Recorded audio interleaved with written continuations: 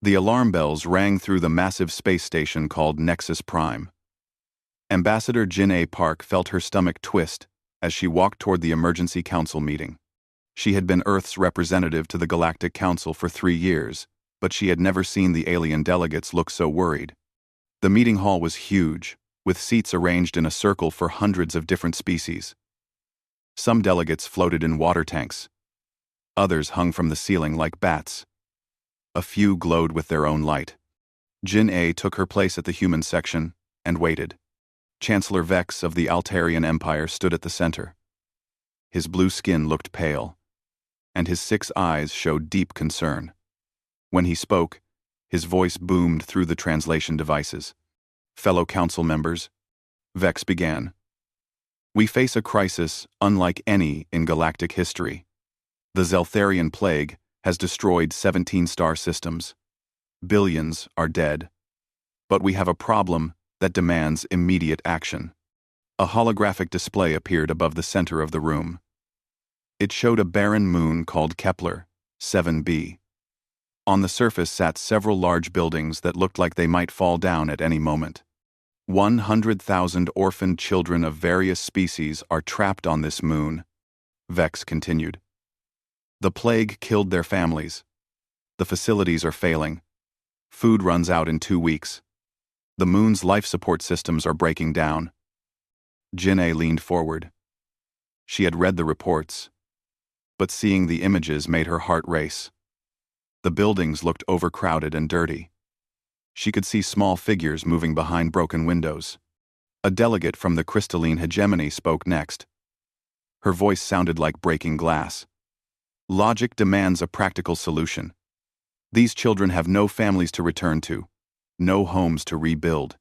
The cost of relocating them would bankrupt several smaller civilizations. The avian consortium representative flapped his wings nervously. In nature, the weak do not survive when resources become scarce. This is simply the natural order. Jin-A felt sick.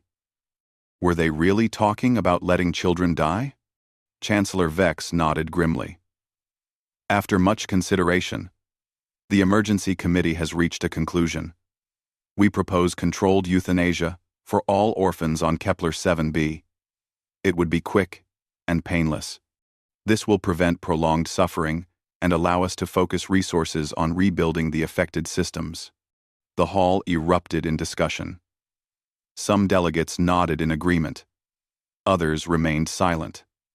A few species known for their emotional nature showed distress, but none spoke up against the proposal. Jin-A's hands shook as she watched the vote begin. The crystalline hegemony voted yes. The Altarian Empire voted yes. The Machine Collective voted yes, stating it was the most efficient solution. Even the usually kind Botanical Federation abstained, which meant they would not help the children. One by one, species after species either supported killing the children or chose to remain neutral. Jin-A counted the votes in horror. They needed only a simple majority to approve the euthanasia order. Finally, Chancellor Vex looked toward the human section. Earth's representative. How does humanity vote on this proposal? Jin-A stood up slowly. Every eye, sensor, and optical device in the massive hall focused on her. She thought about her own daughter back on Earth. She thought about every human child she had ever seen playing in parks or learning in schools. Humanity rejects this proposal completely, she said, her voice clear and strong. We will not vote to kill children, no matter the circumstances. Murmurs filled the hall. Chancellor Vex's eyes narrowed. Then what alternative does humanity propose?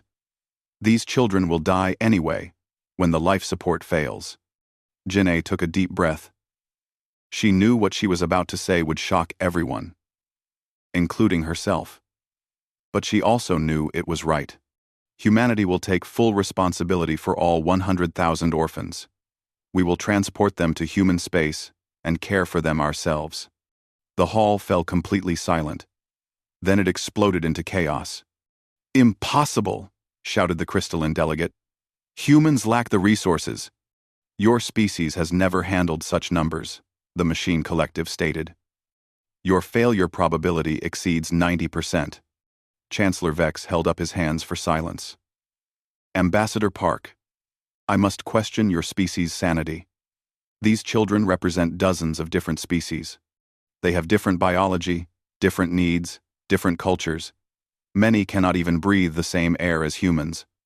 The cost alone would destroy your economy. Jin A remained standing.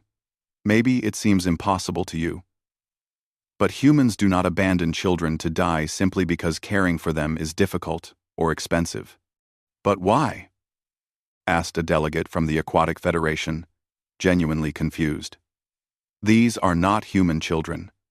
Your species gains nothing from this burden. Because they are children, Jin-A replied. That is enough. The avian representative screeched in frustration. Your emotional thinking will doom your entire civilization. You cannot support that many alien children. We will find a way, Jin-A said firmly. Because that is what humans do when faced with the impossible. Chancellor Vex leaned forward. Ambassador, I must warn you. If humanity accepts responsibility for these orphans, the Galactic Council will provide no assistance. No funding, no resources, no support. You will be entirely on your own. We understand, Jin-A nodded. And we accept those terms. More chaos erupted. Some delegates called humans foolish. Others questioned their motives. A few wondered if this was some kind of trick or scheme to gain political advantage. Through it all, Jin-A remained calm. She activated her emergency communication device and sent a priority message to Earth's Central Command. The message was simple. Council voted to euthanize 100,000 orphaned children. Humanity has accepted full responsibility for their rescue and care. Immediate action required. As the council meeting dissolved into arguments and confusion, Jin-A sat down and closed her eyes. She had just committed her entire species to an impossible task. She had no idea how they would manage it, but she knew they would try, because that was what made humans different from every other species in this galaxy. They did not abandon children, even when logic said they should. President Sarah Chen was having lunch with her cabinet when the emergency message arrived. Her aide burst into the dining room, tablet in hand, face pale with worry. Madam President, we have a priority alpha message from Ambassador Park at the Galactic Council. Sarah read the message twice. Then she read it a third time. The room fell silent as she passed the tablet around the table. Finance Minister Kumar was the first to speak. 100,000 children? The transport costs alone would require our entire emergency budget, and that is just to bring them here. Feeding them, housing them, medical care. He shook his head. We would need to build new cities. Defense Secretary Rodriguez nodded grimly. The logistics are nightmare level. We would need to send ships through plague-infected space. The risks to our crews would be enormous. And we have no idea what biological hazards these children might carry. Sarah looked around the table. She saw worry and fear in every face. These were smart people who understood the massive challenge ahead. But she also knew something about the human spirit that the numbers could not measure. Elena, what is your opinion? Sarah asked the education minister. Dr. Elena Vasquez had been quiet, reading through the detailed reports on her tablet. According to our records, we currently have 12,000 families on adoption waiting lists. Many have been waiting for years. We also have declining birth rates in most human colonies, which means we have excess school capacity and infrastructure. Social Welfare Director James Mitchell looked up from his calculations. Many of our smaller communities have been losing population. Empty houses, closed schools, unused hospitals. The children might actually help revive these places rather than burden them. Sarah felt a spark of hope. What else do we need to consider? Dr. Minji Wu, the chief of xenobiology, raised her hand. The medical challenges will be significant. These children represent dozens of species, different atmospheric needs, dietary requirements, temperature preferences. But, she paused, we have been studying alien biology for decades. We have the knowledge. We just need to apply it on a scale we have never attempted. How long do we have? Sarah asked. 2 weeks before their life support fails, Rodriguez replied. Maybe less. The room fell silent again. 2 weeks to organize the largest rescue operation in human history. 2 weeks to convince an entire planet to open their homes to alien children they had never met. Sarah made her decision. Send word to all major news networks. I want to address the planet in 2 hours. Contact every ship captain in our merchant fleet. Start calculating transport requirements. And get me a direct line to the Colonial Administration Office. 3 hours later, Sarah stood before cameras that would broadcast her words to every human world, station, and ship in known space. Behind her hung a large display showing the images from Kepler 7b. My fellow humans, she began. Today we learned that the Galactic Council has voted to euthanize 100,000 orphan children rather than care for them. These children lost everything to plague and disaster. They sit on a dying moon, waiting for help that will never come. She paused, looking directly into the camera. But help will come, because humanity has chosen to rescue every single child and bring them into our homes, our schools, and our hearts. The response was immediate and overwhelming. Within minutes, communication networks across human space lit up with volunteers. Families contacted adoption agencies. Retired teachers offered to return to work. Medical professionals volunteered for the dangerous rescue mission. Captain Lee Min-ho was eating dinner on his cargo ship when the broadcast reached him. His vessel, the New Horizon, was one of the largest in the merchant fleet. His first mate, Park Soo-jin, burst into the mess hall. Captain, we just received an emergency request from Earth Command. They want to know if we would volunteer for the rescue mission. Lee looked at his crew gathered around the small viewing screen. These people had families, lives, plans. He could not make this decision alone. What do you all think? He asked. Chief Engineer Kim Tae-hyung spoke first. My daughter is the same age as some of those kids. How can I stay safe while they die? Navigator Cho Min-ah nodded. I lost my parents when I was young. Other people stepped up to help me. Now it is our turn. One by one, every crew member volunteered. Within an hour, 12 ships had committed to the mission.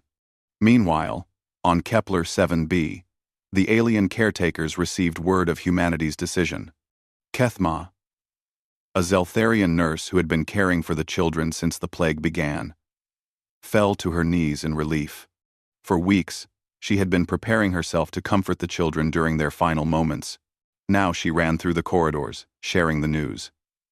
Help is coming! The humans are coming for you! The children did not fully understand the politics of the situation, but they understood the hope in their caretakers' voices.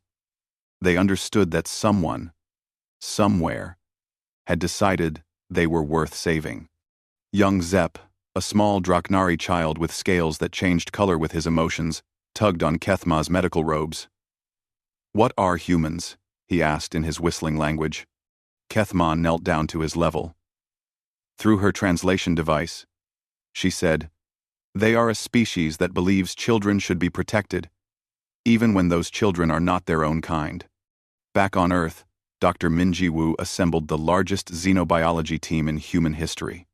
Scientists worked around the clock to understand the needs of dozens of alien species.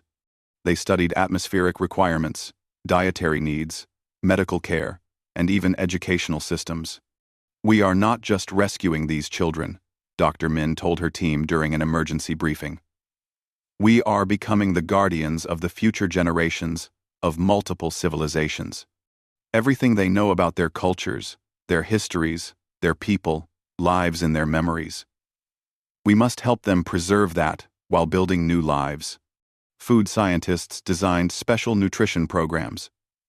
Engineers built portable atmosphere processors. Child psychologists developed communication protocols for traumatized children who might not speak any human language. Across human space, communities prepared for arrivals. The coastal city of Vancouver began converting buildings to accommodate aquatic species. Desert communities in Arizona built climate-controlled environments for high-temperature species. Mountain towns prepared facilities for children adapted to low-gravity worlds. But perhaps most importantly, human families began preparing their hearts and homes. Adoption agencies were flooded with applications. Support groups formed to share advice about caring for alien children. Children in human schools began learning about different alien cultures so they could welcome their new classmates.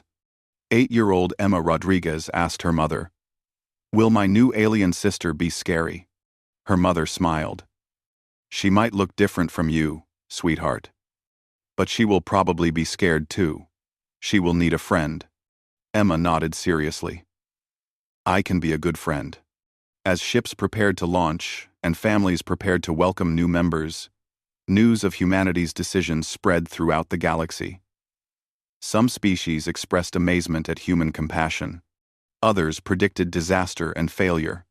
On Nexus Prime, Chancellor Vex monitored the human preparations with interest and concern. "They will collapse under the strain," he told his advisors. "No species can absorb such numbers without destroying their economy and social structure."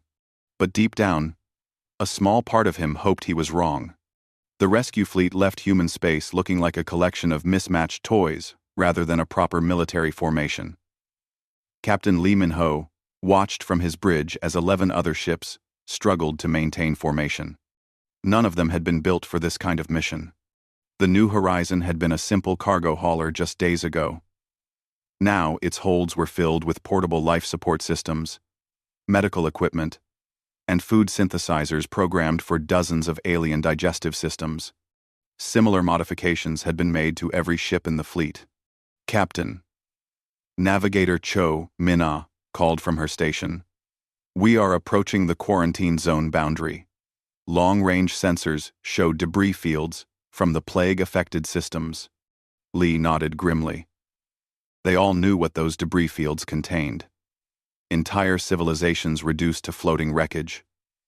"Maintain course. We have a schedule to keep." Dr. Minji Wu stood beside him, reviewing data on her tablet.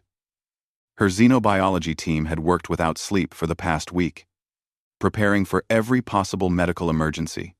"Captain, I am reading atmospheric data from Kepler 7b.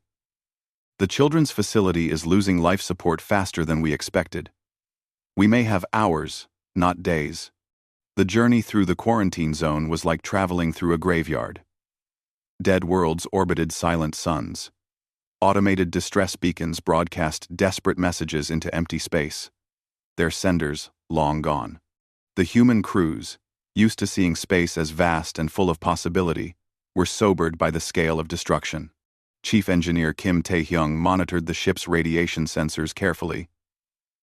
"The plague left more than just biological damage," he reported. "Some of these systems show signs of technological breakdown. Whatever this plague was, it affected both organic and synthetic systems. On Kepler 7b, the situation was becoming desperate. The main power generator had failed during the night, and backup systems were failing one by one. Kethma moved through the crowded dormitories with a portable air recycler, trying to keep the atmosphere breathable for the children. The orphans came from 17 different species, each with different needs. The aquatic Cephi children needed constant moisture and were developing breathing problems in the dry air. The crystalline youngsters were growing dull and brittle in the failing environmental systems. The plant-like botanical children were wilting without proper light and nutrients. Young Zep sat in a corner with several other Draknari children, his scales flickering between gray and blue with fear and confusion. They had been told that help was coming, but the facility was clearly dying around them. Kethma, he whistled in his native language. When will the humans arrive? The nurse knelt beside him, checking her chronometer. Soon, little one. Very soon. In space above the moon, the human fleet finally appeared on long-range sensors. Captain Lee guided the New Horizon into orbit, while the other ships took positions around the small moon. The facility below looked even worse than the reports had suggested. Medical team. Prepare for immediate deployment, Lee announced over the ship's communication system. Engineering teams. Begin scanning the facility's docking systems. We need to know if they can handle our ships. Dr. Sarah Kim, the mission's chief medical officer, checked her environmental suit one more time. She had volunteered for the most dangerous job. First contact with potentially contaminated children. Captain, requesting permission to deploy to the surface. Granted. But doctor, do not take any unnecessary risks. We cannot help these children if we become casualties ourselves. The first shuttle landed outside the main facility airlock. Dr. Kim and her medical team approached the building carefully, their environmental sensors constantly monitoring for biological hazards. The facility's external hull showed stress fractures from the failing life support systems. Inside the facility, alarms were sounding. The children had gathered in the main common area, the only space with reliable life support. They watched through thick observation windows as strange figures in bulky suits approached their home. Kethma activated the facility's communication system. Human Rescue Team. This is Facility Supervisor, Kethma. We are receiving you on emergency channels. Doctor. Kim's voice came through clearly. Supervisor Kethma, this is Dr. Sarah Kim of the Human Rescue Fleet. We are here to evacuate all children to safety. What is your current status? Main power is gone. We have perhaps 6 hours of emergency life support remaining. All children are gathered in Section C, the most stable area. They are frightened, but uninjured. Understood. We are beginning evacuation procedures immediately. The airlock cycled open, and Dr. Kim stepped inside. She knew the risks of removing her helmet, but she also knew that children respond to faces, not masks. After checking her atmospheric readings one more time, she removed her helmet and looked at the assembled children. The sight took her breath away. Dozens of young beings from species she had only seen in textbooks clustered together in the dim emergency lighting. Some had fur, others scales. Still others seemed to be made of living crystal. Despite their different appearances, they all shared the same expression. Hope, mixed with terror. A small aquatic Cephi child approached her, moving awkwardly in the artificial gravity. Through a translation device, it asked, "Are you here to help us?" Dr. Kim knelt down to the child's eye level. "Yes. We are here to take you somewhere safe. All of you." Young Zep stepped forward, his scales shifting to a cautious yellow. Kethma says humans protect children even when they are different. Is this true?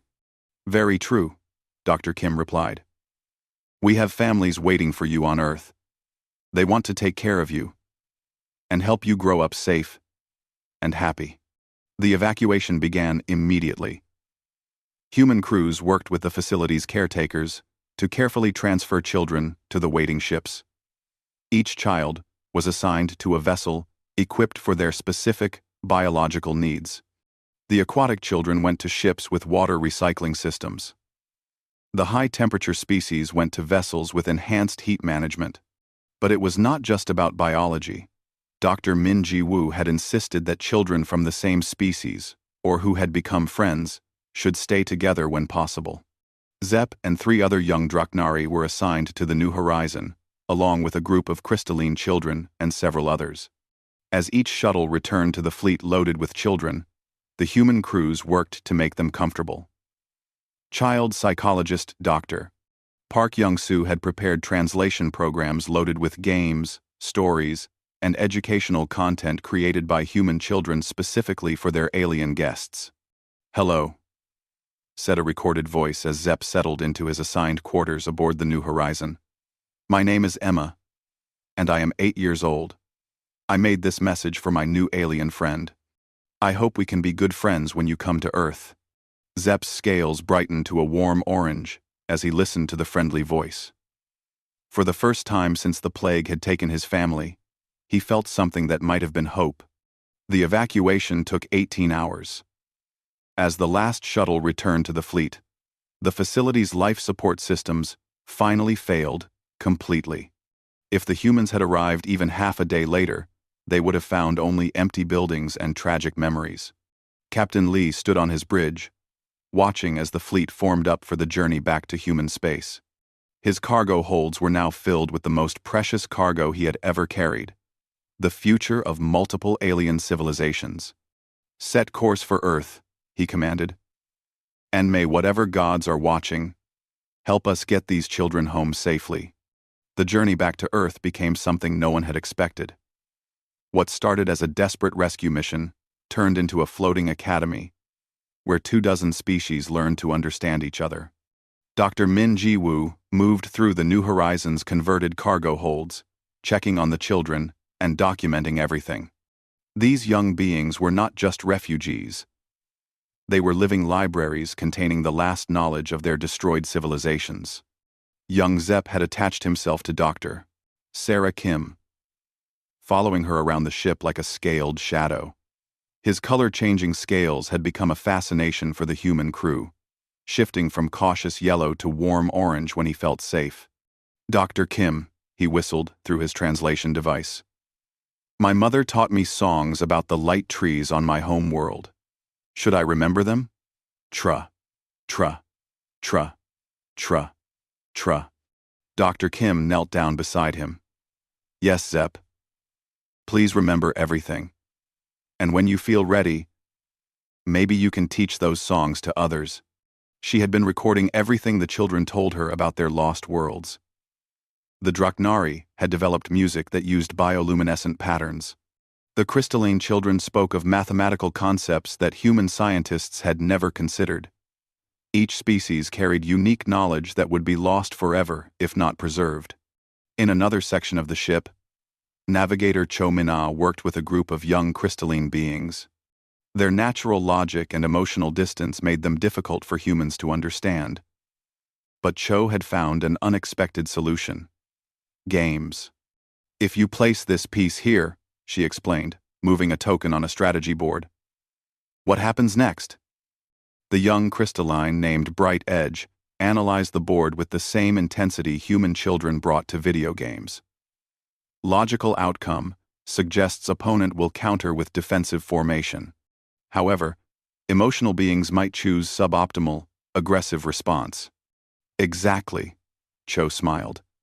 "Now you understand why humans sometimes do things that seem illogical. We have feelings that affect our choices." The games helped the crystalline children process their trauma while learning to interact with emotional species.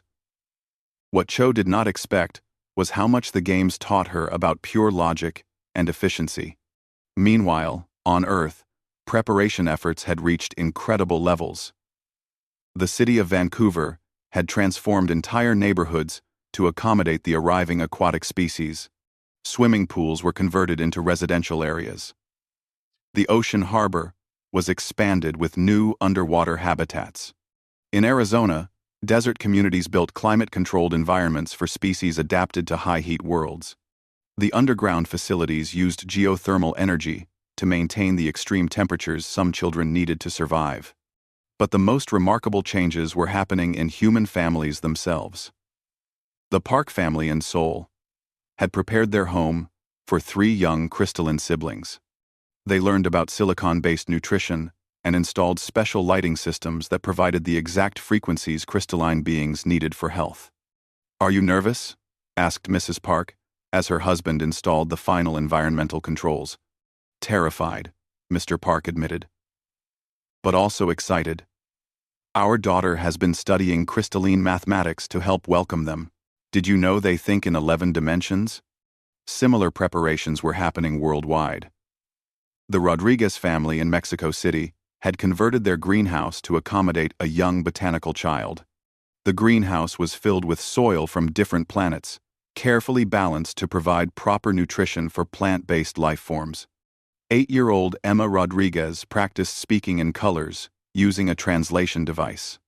The botanical children communicated through changes in their petal colors, and Emma wanted to be able to talk to her new sister immediately. Red means happy, she recited to herself. Blue means sad. Green means curious. Purple means scared. Back on the rescue fleet, cultural exchanges were happening naturally. Human children on Earth had sent packages of entertainment and educational materials. The alien children watched human movies and cartoons with fascination, while human crew members learned games and stories from dozens of worlds. Zepp became fascinated with human music. The concept of sound-based rhythm was completely new to his species, who used light and color for artistic expression. Dr. Kim played simple songs for him, and his scales danced with colors that matched the melodies. Humans make emotions into sounds? He asked in wonder. Yes, Dr. Kim explained. And you make emotions into colors. Maybe you can teach us your way while you learn ours. But the integration was not without challenges. Some alien children struggled with the ship's artificial gravity, designed for human comfort. Others had trouble with the recycled air or the food synthesizers that tried to approximate their natural diets. The most difficult challenge came from a group of young predatory species who were uncomfortable with human food preparation. Their biology required fresh meat, but humans found their hunting instincts disturbing. Chief Engineer Kim Tae-hyung worked with Dr. Min to solve the problem. We can synthesize the proteins they need, he explained to the concerned predator children. It will have the same nutrition as hunting, but no animals need to be harmed. 2. The young predators were skeptical until they tasted the synthesized meat. It satisfied their biological needs while allowing them to live peacefully with species they would naturally hunt. As Earth grew larger in the ship's viewports, news of the rescue spread throughout the galaxy.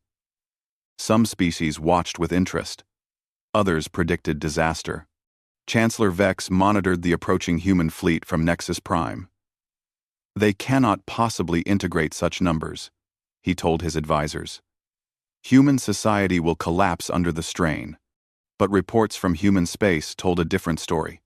Communities that had agreed to accept large numbers of alien children were reporting increased innovation and cultural richness. The challenge of caring for diverse species was bringing out the best in human creativity and cooperation. Dr. Elena Vasquez received daily reports from integration teams across human space.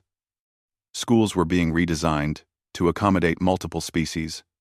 New technologies were being developed to handle different atmospheric and gravitational needs. Most remarkably, human children were learning faster and thinking more creatively when exposed to alien ways of thinking. The alien children are not a burden, she reported to President Chen.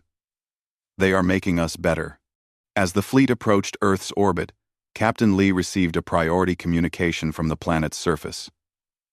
Rescue Fleet, New Horizon. This is Earth traffic control. We have prepared orbital stations to handle species-specific atmospheric needs during transfer. Families are standing by. 1. Lee looked at his cargo manifests, which listed the most precious cargo he had ever carried. In a few hours, these traumatized children would meet the human families who had volunteered to love them. Young Zepp pressed his face against the viewport, watching Earth grow larger. The planet looked blue and green and beautiful. Nothing like the barren moon where he had almost died. Dr. Kim, he said, his scales shifting to hopeful gold. Will the humans really want to keep us forever? Dr. Kim smiled, thinking of the thousands of families waiting on the surface below. Yes, Zepp, forever and ever. She did not tell him about the political implications or the economic challenges. She did not mention that their rescue had caused arguments throughout the galaxy. All that mattered was that these children would have homes, families, and futures. The fleet entered Earth's atmosphere with precious cargo that would change both species forever. 2 years later, Ambassador Jin A. Park stood before the Galactic Council once again. This time, she was not alone. Behind her sat three young beings who had become symbols of something the galaxy had never seen before. Zep, now 12 years old and fluent in Korean, English, and his native Draknari, wore a formal translator badge that shifted colors as he spoke. Beside him sat Bright Edge, a young crystalline whose mathematical insights had already contributed to human space navigation improvements. The third was Keth, a botanical child whose collaboration with human agricultural scientists had revolutionized food production on 3 colonies. The council chambers looked exactly the same, but the atmosphere was completely different. Where once there had been grim discussion of euthanasia, now there was curiosity and amazement. Chancellor Vex called the session to order. His 6 eyes focused on Jin'ei with what might have been respect. Ambassador Park, the Council is eager to hear your report on the human integration experiment. Jin'ei activated the holographic display. Numbers and statistics filled the air above the Council floor. Honored delegates, I present the results of humanity's 2-year commitment to the Kepler 7b Orphans. The first display showed survival rates. 97% of the children have successfully integrated into human society. Medical complications were minimal. Psychological adjustment exceeded all projections. Murmurs rippled through the assembly. The crystalline delegate leaned forward. Define successful integration.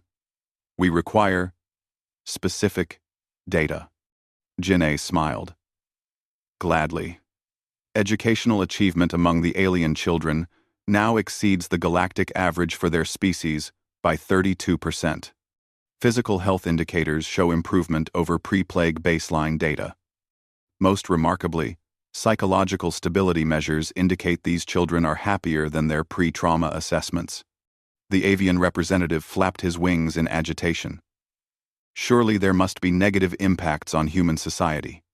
The resource drain, social disruption, cultural contamination.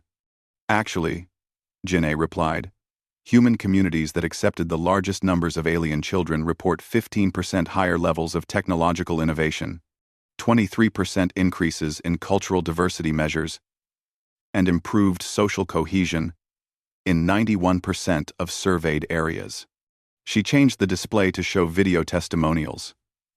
The first was from the Park family in Seoul, who had adopted the 3 young crystalline siblings. Mrs. Park appeared on screen with her human daughter and 3 alien children who resembled living sculptures of colored glass. Our business improved dramatically after adopting the children, she explained through the translator. Their 11-dimensional thinking helped us solve engineering problems we had struggled with for years. Our daughter's mathematics scores improved by 40% just from playing games with her new siblings. The next testimonial came from Vancouver, where the Rodriguez family had integrated their botanical child, Keth. The greenhouse behind them bloomed with impossible colors and hybrid plants that had never existed before. Keth taught us plant-growing techniques that increased our food production by 60%, Mr. Rodriguez explained. But more than that, she taught our daughter Emma how to think about life itself in completely new ways. Chancellor Vex interrupted. These are individual cases. What about large-scale social impact? Jin'ei nodded. An excellent question. The display changed to show city-wide statistics from New Alexandria, which had accepted over 2,000 alien children. New Alexandria now produces 37% of the advanced technology patents filed in human space. Their underwater agriculture program, developed in collaboration with aquatic Cephi children, supplies food to 14 colonies. The city's cultural centers have become pilgrimage sites for humans seeking to understand galactic diversity. A new delegate spoke up. Commander Jex of the Mechanical Collective had not been present during the original crisis. We have analyzed your data streams, Ambassador. The mathematical probability of such positive outcomes seems impossibly high, because you are calculating based on the assumption that diversity creates problems. Zep interrupted, his scales flashing confident gold as he stood up. But diversity creates solutions. The council fell silent. It was unusual for non-delegates to speak during formal sessions. Zepp continued, his voice clear through the translation system. When my Draknari color music was combined with human sound music, we created art forms that neither species could imagine alone. When Bright Edge's mathematical logic joined with human emotional creativity, they invented faster-than-light communication systems. When Keth's plant-growing wisdom mixed with human farming science, they fed millions. Bright Edge stood beside his friend. Logical analysis confirms, homogeneous systems are inherently limited. Diverse systems demonstrate exponential capability, expansion. Young Keth rose gracefully, her petals shifting to deep purple for emphasis. Through her color translator, she added, growth requires different types of soil, light, and nutrients. Civilizations are like gardens. Monocultures are weak. Mixed gardens are strong. Chancellor Vex stared at the three young beings. You speak as if this integration was easy. Surely there were conflicts, failures, incompatibilities. Jin A resumed control of the presentation. Of course there were challenges. Some cultural practices conflicted. Some biological needs were difficult to meet. Some children struggled more than others. She showed video of specialized integration centers where alien children could maintain their cultural practices while learning human ways. We built facilities where children could practice their native traditions, speak their native languages, and maintain connections to their lost worlds. We learned that preservation of their original cultures actually helped integration rather than hindering it. The botanical delegate spoke up. But what of the economic costs? Surely your society suffered. The initial costs were significant, Jin-A admitted. However, economic analysis shows that the integration program became cost-neutral within 18 months and shows positive returns as of this quarter. The technological advances, agricultural improvements, and cultural innovations generated by human-alien collaboration have more than paid for themselves. She paused, looking around the massive chamber. But the real value cannot be measured in economic terms. The display changed one final time, showing a playground scene from Earth. Children from 24 different species played together in an environment designed to accommodate multiple gravitational and atmospheric zones. Human children taught alien games while alien children shared their own traditions.